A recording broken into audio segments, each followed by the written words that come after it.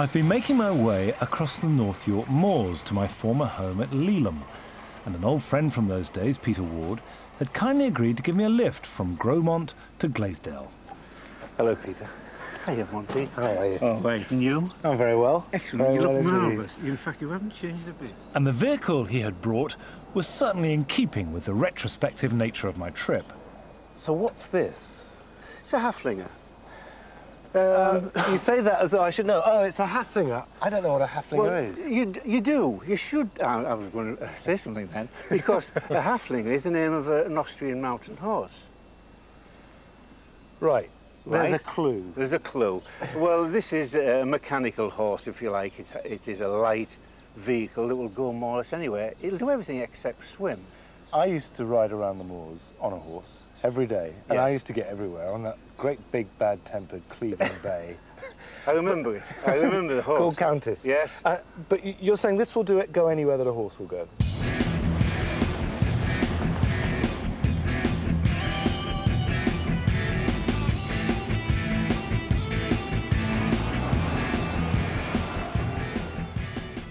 En route, there was just time for a suitably romantic tale.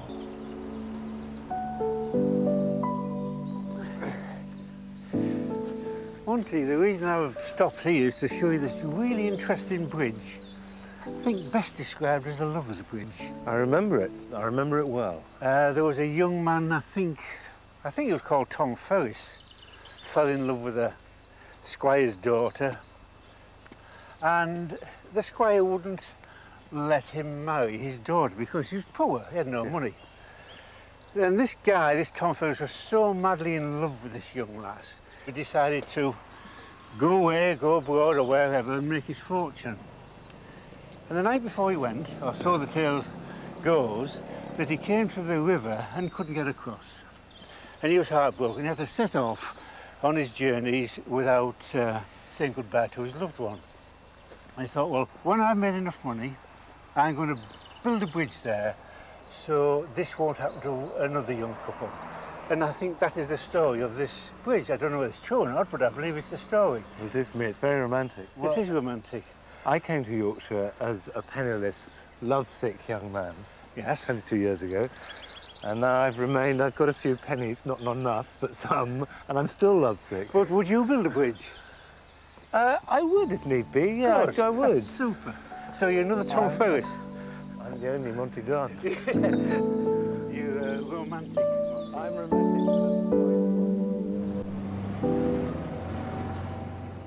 We soon arrived in Glaisdale, but before walking the last few miles to Lealholm, I wanted to pop in to a butcher's that I used to go to 20 years ago. And the meat pies and cured ham here are produced in an old-fashioned Yorkshire way that is still very successful. This is a traditionally cut leg of pork. That's all it is, just a leg of pork. It's just cut in the style of a Yorkshire ham. This is a mixture of salt and other ingredients, and we put this. Oh, I'll just do it. What other ingredients are there? I can't tell you that, Monty. Why not? What we do first, you would salt the ham like this, smoothing it round. Really thickly? Yeah, you can put quite a bit on. What's the salt doing? It's preserving it. It's all it is just a preservative. I mean, before fridges and before refrigeration, this is the only way you had of keeping your meat. A lot of farmhouses, they used to slaughter the pig, cure the pig, and they lived off it all year. I mean, and they salted it, hung it away. I mean, a lot of farmhouses, you see, they have hooks in the ceilings, and that's what these used to hang on. Now, forgive me if this seems a very basic question, but has that leg been cooked yet? No, that was just a raw leg of pork. It was a pig early this week. How often do you do this? 2 or 3 times. But I mean, what gap between each application? That, again, is a thing that's very, very personal to whoever's doing it. Okay. I don't want to know when you do it. If I was to do it, what would you recommend I did in general terms? He's not going to tell me. I would say put the salt on like we have done here. Tomorrow, take this salt off it and put a fresh application on. Okay. Leave that on for A while longer. A while longer.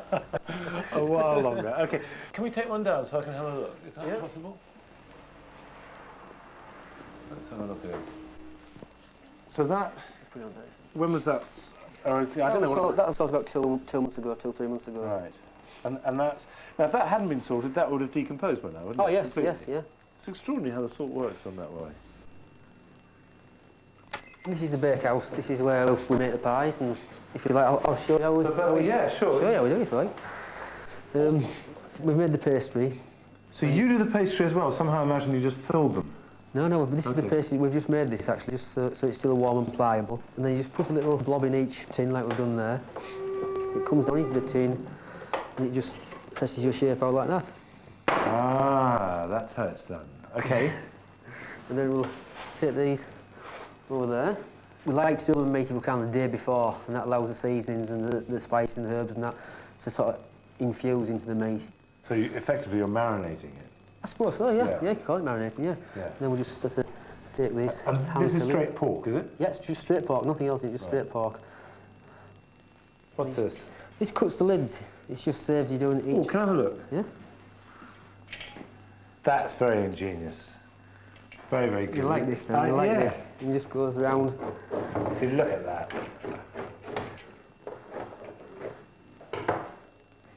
And then this goes into this machine here. This is a lidder. This has like a... A lidder? A lidder, yeah. Okay. This has like a press in here with a pattern on it. And there he is. Very nice. Okay. I mean, it really couldn't be meatier than that. Fantastic.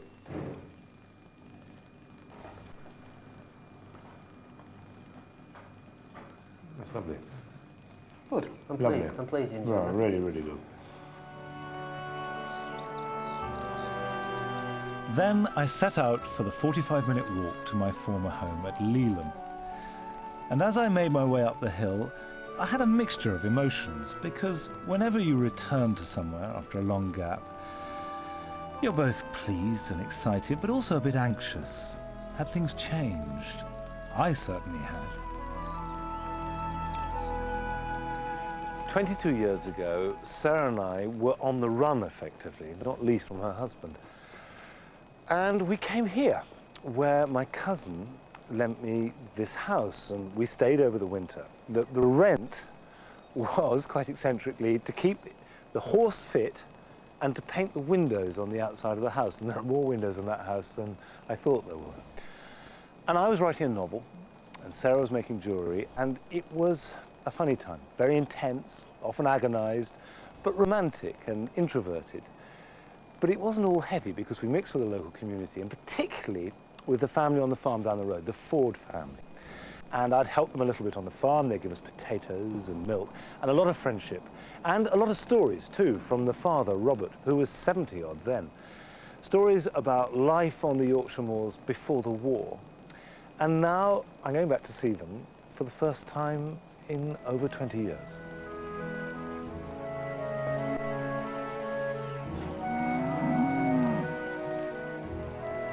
Hello, Robert.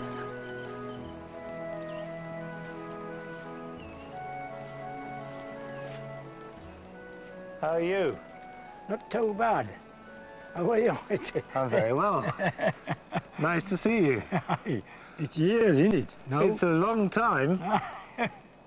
Yeah, where have you been? All over the world? All over the world. Yeah. I'm not looking so bad.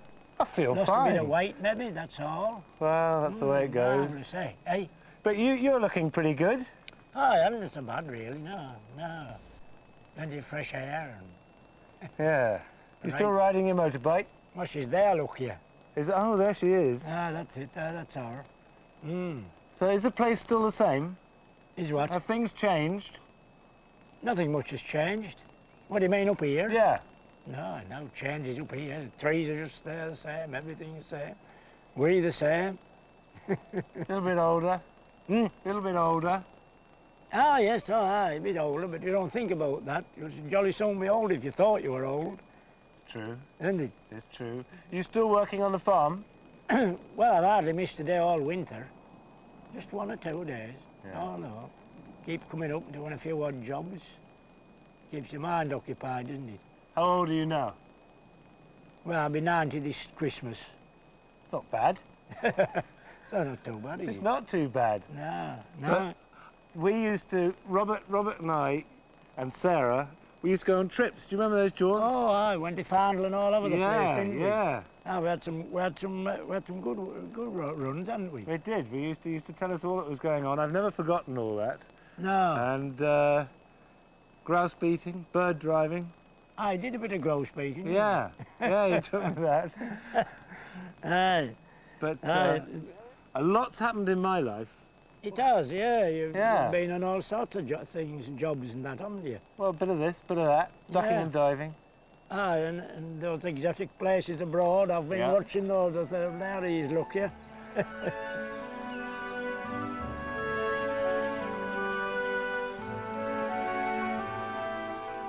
Did they get a bit back when you went on the telly?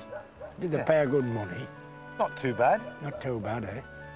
I only made a fiver once. Really? I wrote to a woman's magazine, a little article, Yeah. and they paid me a fiver.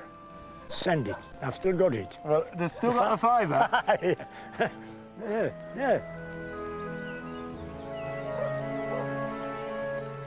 My motives for coming back here were very personal. On the other hand, I was fascinated to see how this very agricultural part of the country had adapted, and is going to have to adapt because changes are being forced on it. But in the end, it's a personal thing. It's lovely to see people that I haven't had any contact with for 20 years or more. And it completes the circle. I'm now connected back to that time of my life, which was extremely intense. And it's calmer now, but I've integrated it. Before it was something that happened in the past, and now it's part of my present. And that's very good.